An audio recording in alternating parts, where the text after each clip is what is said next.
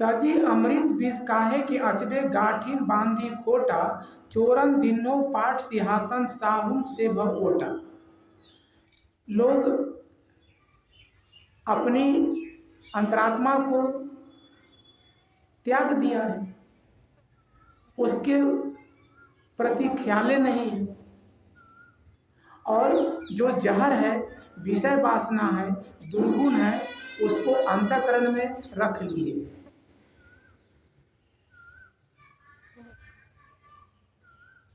गांठी बांधिन खोटा, विष जो है वासना, विषय वासना, स्थूल भोग, उसी में रात दिन डूबे हैं, दुर्गुण की पूंजी इकट्ठा कर रहे हैं, कुसंस्कार को, जो कांटा सरीखा है, उसी को जमा करने में लगे हैं। जो हमारे आत्मधन को चोरी करता है उसको आदर देते हैं, और जो संत, निर्मल, ज्ञानी, विचारवान, रहनी संपन्न है, उनसे पर्दा करते हैं। तो हमारा उद्धार कौन कर देगा? शांति कौन ला देगा मन में? कोई नहीं लाएगा। कहीं कबीर झूठे मिली झूठा, ठग ही ठग व्यवहारा, तीन लोक भरपूरी रहा है, नाही है पतियारा। कबीर साहब कहते हैं, एक ठग हम और एक ठग तुम, दोनों को मिल करके, यानी जो पेशेवर महात्मा है और पुरोहिताई करने वाले हैं, जजमान को धर्मात्मा कह रहे हैं और जजमान उनको महात्मा कह रहा है। ये धर्मात्मा है जो बकरा मुर्गा ला करके अर्पित करता है, खाने पीने की चीज पेशेवर के पीछे चढ़ा रहा है, तो वैसे को वह धर्मात्मा कहता है, पंडित। और वो भी देखता है कि हमारा इससे पाप कट जाएगा, ये कर्मकांड करा लेने से, ये मृत्युंजय जाप, शांति पाठ क्या क्या कराते हैं, तो इससे हमें पुण्य मिल जाएगा। तो वो सोचता है कि ये हमारे लिए परमात्मा है। दोनों धोखे में है। इसी के लिए साहब ने कहा है, गुरु लोभी शिष्य लालची, दोनों खेले दाव, कहीं कबीर दोनों डूबे, चढ़ी पाथर के नाव। पत्थर के नाव पर चढ़ करके दोनों पार होना चाहता है, जबकि पत्थर के नाव तो नाला भी पार नहीं किया जा सकता, उसमें डूब जाएगी। ये भवसागर पार करा रहे हैं, धोखा है। कहीं कबीर झूठे मिली झूठा, ठग ही ठग व्यवहार। झूठ से झूठ मिल करके और दोनों व्यवहार कर रहा है, तो क्या है? ठग विद्या का ही बाजार है। हम आपको ठगते हैं, आप हमें ठगते हैं। यही ठगैती में, ठग विद्या में दुनिया में तिक्रमबाजी ज्यादा है। विचारवान भी है, लेकिन वो देखने में नहीं आता है। इसी का बोलबाला है ठग विद्या वालों का। कहीं कबीर झूठे मिली झूठा, ठग ही ठग व्यवहारा, तीन लोक भरपूरी रहा है, नाही है पतियारा। साहब कहते हैं, तीन लोक यानी सारी दुनिया, सारी दुनिया में ठग विद्या का ही बाजार गर्म है। जो हाई फाई की बात करता है, खूब सेखी बघाड़ता है, डींग मारता है, उसका बोलबाला है। जो रहनी संपन्न है, अंतर्मुख संत है या भक्त भी है, उसको तो लोग जानते नहीं है, क्योंकि अंदर की बात है वह। और कोई थोड़ा बहुत अगर जानता भी है तो संत के या भक्त का जो सादगी है, सदाचार है, उसको वह मजबूरी समझता है, उसको वह चापलूसी समझता है। जो अदब से बात करता है कोई साधु महात्मा, तो अधिकतर लोग समझते हैं कि ये तो ऐसे ही बात नहीं बनाएगा तो इसको मिलेगा कहाँ से, कौन देगा खाना पानी। तो वो अपनी रहनी से वो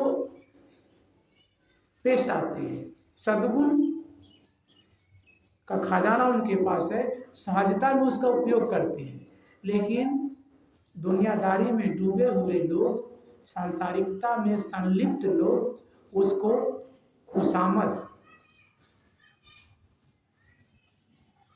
खुशामदी बताते हैं, मजबूरी बताते हैं। तो ऐसे लोग कहाँ समझ पाएगा। तो संत, साधक, भक्त जो निर्मल विचारवान है, आत्मपथ का पथिक है, उसको समझना भी मुश्किल है। और जान भी लिए तो औपचारिकता, बस दुआ सलाम बंदगी हो गई, फिर उससे कोई मतलब नहीं। मतलब किससे है?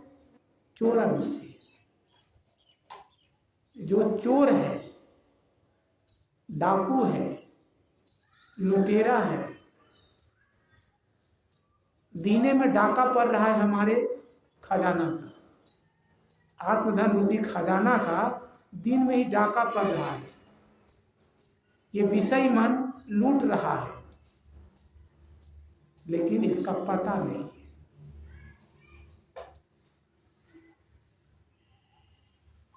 साहब कहते हैं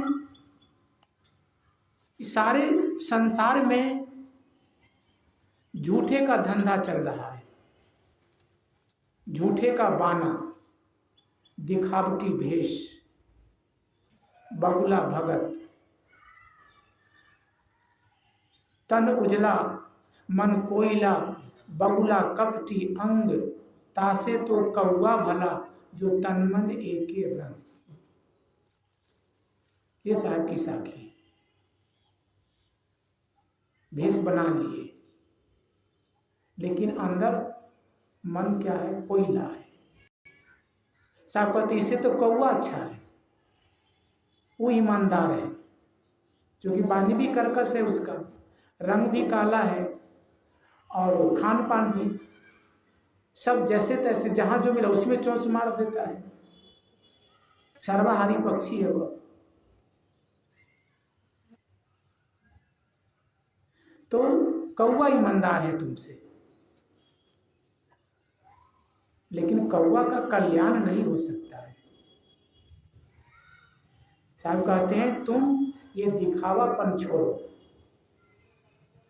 बाहर जो चमचमाता हुआ कपड़ा पहने हो तो अंतःकरण को भी चमकीला बनाओ। मन रूपी जो चादर है उस पर जो कालिख लगी है उसको साफ करो ज्ञान के साबुन से,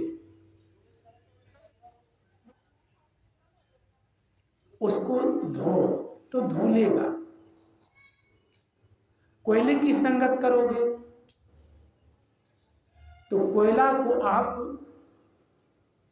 हाथ से उठाए तो कोयला से हाथ, मान लिया कोयला जल नहीं रहा है, अभी जलाया नहीं गया है, ऐसे ही कोयला है, उसको हाथ से उठा लिए तो हाथ जलेगा नहीं, लेकिन कालिख तो लगेगी।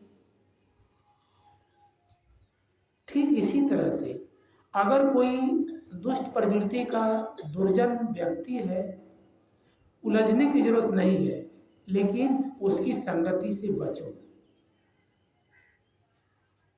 कभी किसी कारणवश उसका पाला पड़ जाए, मौन होकर के वहां से दुआ बंदगी कर लो, वहां से निकल चलो।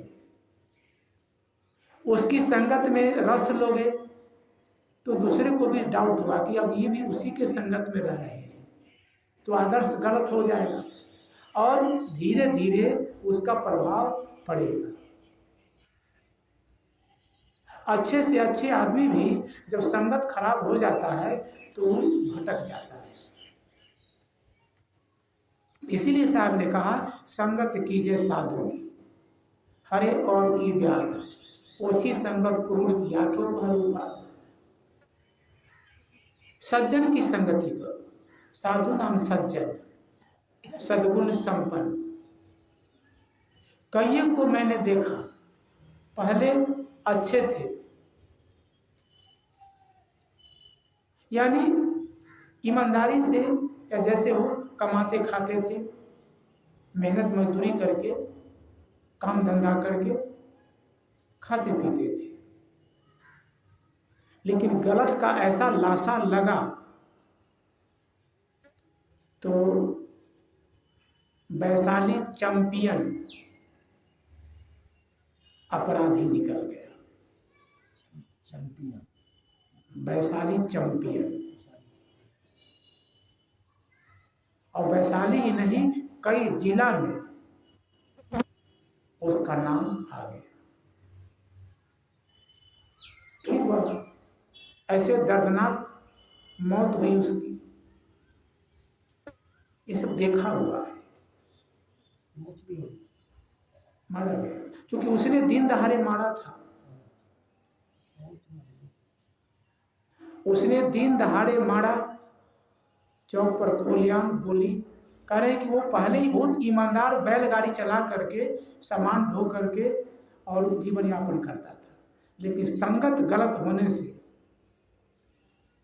गोली पिस्तौल बम बारूद के दुनिया में आ गया और बहुत कुछ बनाया, लेकिन उसके रहते रहते सब डाहन बिहन हो गया और वो भी मारा गया। उसका भी लड़का उसी लाइन में चला गया, तो मरा तो नहीं लेकिन आजीवन कारावास में अभी सड़ रहा है भागलपुर सेंट्रल जेल में। तो संगत का ही तो होगा।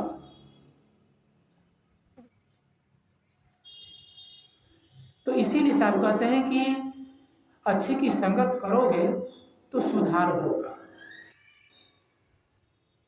हमें विवेकवान विचारवान की संगत करना चाहिए, सदग्रंथ का अध्ययन करना चाहिए, गलत साहित्य पढ़ने से बचना चाहिए, हिंसात्मक काम से परहेज करना चाहिए, लंद फंद वाला जो व्यवहार है उससे अपने को बचाए, साधु संत महात्माओं की सेवा भक्ति उपासना करे, तो इससे हमें जो अंदर में साह बैठा है उसका प्रत्यक्षीकरण, उसका अनुभव होने में सहयोग मिलेगा और इसी में हमारा जीवन सफल होगा। बाकी तो धोखे में गया और जा रहा है, तो जब ही जागे तभी सवेरा, जो गया सो गया। अब से भी हमें संभल जाना चाहिए। तो इस पूरे पद में साहब ने दुनिया के तिक्रमबाजी, दुनिया के गोरख धंधे में उसको आसार बताते हुए साहब ने कहा कि विवेक विचार से काम करो, धर्म के नाम पर धार्मिक धंधेबाज को परखो, उससे बचो, और संत महात्मा जो निर्मल विचारवान और तत्वदर्शी हैं, जड़ चेतन के बुद्ध दाता हैं, उनकी सेवा भक्ति करके अपना आत्म कल्याण का काम करो।